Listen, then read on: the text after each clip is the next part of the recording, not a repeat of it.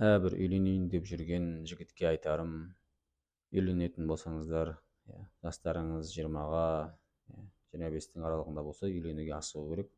Бірінші, одан кейін ер адам жұмыс істеу керек. Осы бастан бастап жұмыс істеп, өзін еңбекке, жауапкершілікке үйрету керек. Өйткені ертең бала шағаны бағу керек болады, әйелді бала шағаны бағу керек болады. Сосын жауапкершілікті болайық жігіттер, жауапкершілікті алып үйренуіміз керек осы бастан бастап.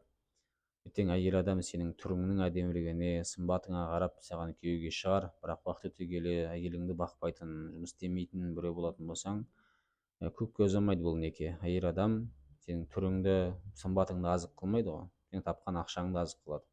Сосын тапқан ақшаң есепке алынады. Жұмыс істейсің ба, бала шағаң бағасың ба, қадірің болады. Жұмыс істемесең, сенің түрің, әдемілігің сені құтқармайды. Соңында ажырасып тынады көп адам. Сосын жауапкершілікті болайық.